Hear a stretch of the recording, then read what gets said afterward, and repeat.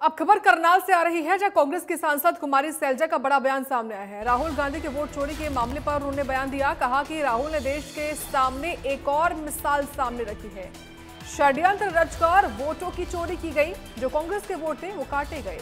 आने वाले वक्त में और भी खुलासे होंगे, ये कुमारी सैलजा कह रही है। वो कह रही है कि लोकतंत्र बचाने के लिए सभी को साथ खड़ा होना होगा।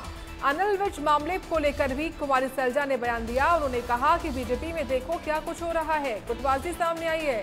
बीजेपी में मंत्री विधायक कोई भी खुश नहीं है, ऐसा आरोप लगा रही है कुमारी सैलजा। कांग्रेस की सांसद हैं कुमारी सैलजा। तो करनाल के असंध पहुंची कांग्रेस सांसद कुमारी सैलजा ने यह बयान दिया है।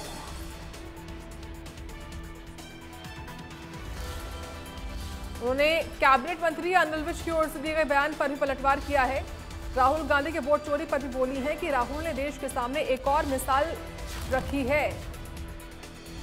कहा कि राहुल गांधी द्वारा कथित वोट चोरी के मामले में की गई प्रेस कॉन्फ्रेंस पर बोलते हुए कहा कि राहुल गांधी ने आज फिर देश और दुनिया के सामने वोट चोरी के मामले में एक और मिसाल रखी है। किस प्रकार से सारा एक षड्यंत्र रचकर बहुत सोच समझकर किस प्रकार से वोटों की चोरी की गई है। उन्होंने कहा कि जो कांग्रेसी थे, वोट थे, वो काटे गए। बड़े संयुक्त तरीके से ये हुआ है। ये राहुल गांधी ने दुनिया के सामने रखा। आने वाले वक्त में और भी खुलासे होंगे। अभी तो वो बातें रखी गई हैं, कैसे वोट जोड़े गए और कैसे वोट काटे गए। साथ ही कुमारी सैलजा ने कहा कि हमारा लोकतंत्र किस प्रकार से खतरे में पड़ा हुआ है। लोकतंत्र बचाने के लिए सभी लोगों को एक साथ खड़ा होना होगा। इसके साथ ही उन्होंने अनिल विज मामले पर भी बयान दिया। कहा कि हमें सब कहते हैं कि लेकिन अब बीजेपी में देखो क्या कुछ हो रहा है।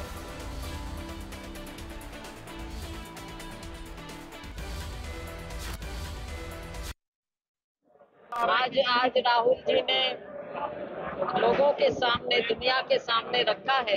वोट चोरी की एक और मिसाल उन्होंने सामने रखी। किस प्रकार से सारा एक षड्यंत्र रचकर और बहुत सोच समझकर और किस तरीके से वोटों की चोरी की गई। मतलब कि जो कांग्रेसी थे उनके वोट काटे गए।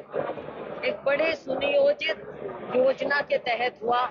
ये राहुल जी ने देश के दुनिया के सामने रखा है। आने वाले वक्त में और खुलासा होगा। अभी दो बातें रखी गई हैं कि कैसे वोट जोड़े गए और कैसे वोट काटे गए।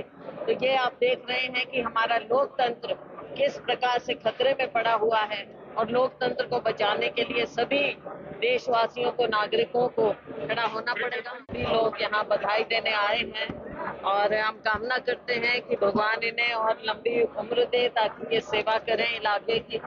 और पिछली बार जो कमी रह गई है जिसकी तरफ से, अगली बार ये पूरी हो।